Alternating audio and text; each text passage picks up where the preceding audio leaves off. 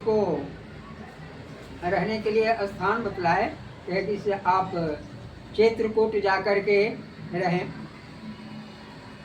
चित्रकूट गिरे शीर्षक से मैं आपके सामने आगे का प्रसंग सुना रहा हूँ। वर्तमान रहने के लायक कहते जहाँ रहिए सुखदायक है प्रभु, आप वहाँ जाकर रहिए। चित्रकूटगिरी कुटी बनाए। आप चित्रकूटगिरी पर जाकर के आप कुटी बनाए, अपना आसन वहीं लगाए। सब प्रकार मन वहाँ लगेंगे, तपोभूमि नित्य संत मिलेंगे। वहाँ पर सब प्रकार की सुविधा वहाँ मिलेंगे, क्योंकि वहाँ संतों का वास है। चित्रकूटगिरी जो प्रभु गाथा आप बनाए, परम मनोहर सभी सुनाए।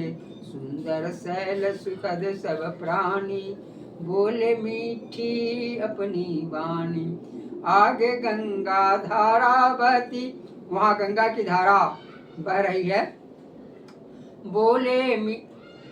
आगे गंगा धारा बहती, साधक पाप ताप सब हरती। साधकों के पाप ताप को हरने वाली गंगा बह रही है।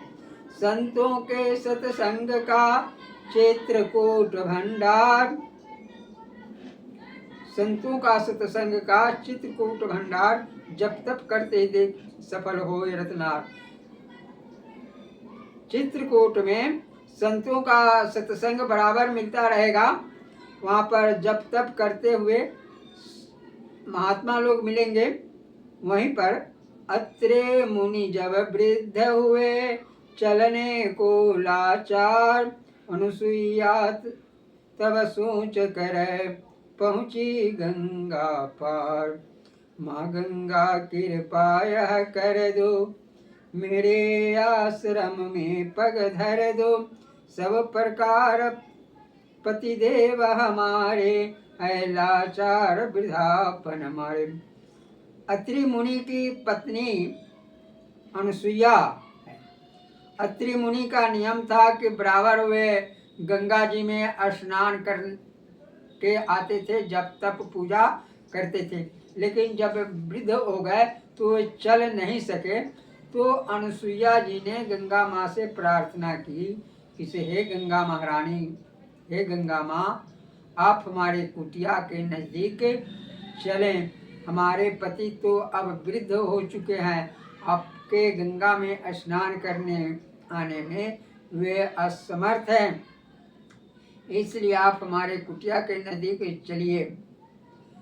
तो गंगा माता ने उनकी प्रार्थना को सुन करके गंगा माता स्नेह दिखाकर प्रगट हुए कुटी ढिगया कर।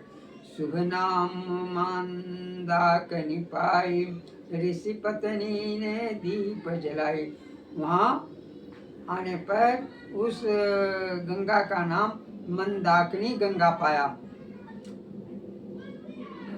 गंगा निकट में आ गई तो अनुसुईया जी ने बड़े आदर सत्कार के साथ वहाँ दीप जला करके जलदान दी। यहाँ अनेक सिद्ध मुनि रहते, नाना भांति योग तप करे थे।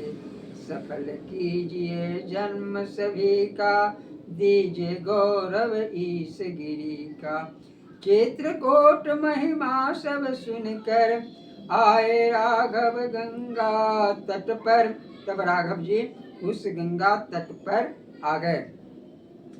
कहे लखन से जल्द नहाओ, पूजा हेतु फूल फल लाओ।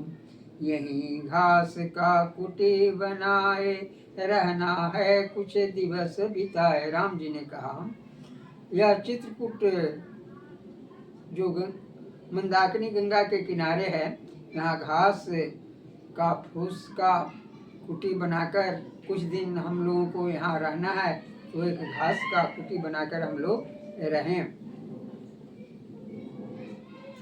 लखन लाल फल फूल सजाए, राघव अपने ध्यान लगाए। जगपालक जंगल अब रहते, रामचंद्र कभी आगे कहते।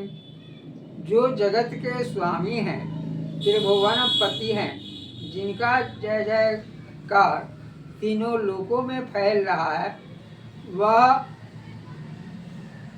बिल्कुल ही साधारण ऋषि मुनि के भेष में यहाँ जंगल में घास के कुटी में रहने का सोच रहे हैं। घास का कुटी बनाए और उसमें रहकर मुनियों का दर्शन करते हैं, उनसे सत्संग करते हैं, उनका आशीर्वाद प्राप्त करते हैं, जो तीनों लोकों के स्वामी हैं। जगपालक जंगल अब रहते, रामचंद्र कभी आगे कहते। प्रभु लीला रहस्यमय भारी, समझ नहीं सकते संसारी। भगवान की लीला को कोई संसारी जीव कैसे समझेगा, कैसे समझ पाए। कहाँ त्रिभुवन पति तीनों लोकों के स्वामी हैं, कहाँ घास के फूस का कुटिया बनाकर उसमें रहे। यह कितने ही दुख की बात है। भगवान इस अपने आचरण से यह जनमानस को यह शिक्षा देते हैं कि मनुष्य को जीवन में अपने धन का, बल का घमंड नहीं करना चाहिए। समय देखकर उसका उपयोग करना चाहिए। आज पिता के वचन को मान करके राम जी वन में, राम लक्ष्मण सीता सहित वन में आकर कैसे कुटी बनाकर रह रहे हैं। जानत प्रभु लीला रहस्यमय भारी, समझ नहीं सकते संसार। भगवान के इस लीलामय रहस्य को वही व्यक्ति समझ सकता है जिसको भगवान जनाने का प्रयास करेंगे। जानत वही जिन्हें जनवाते, वही जान सकता है जिनको भगवान अपने मन से जनवाने का कार्य करेंगे।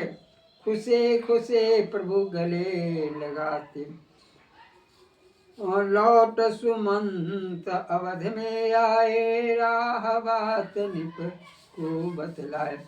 अब सुमंत जी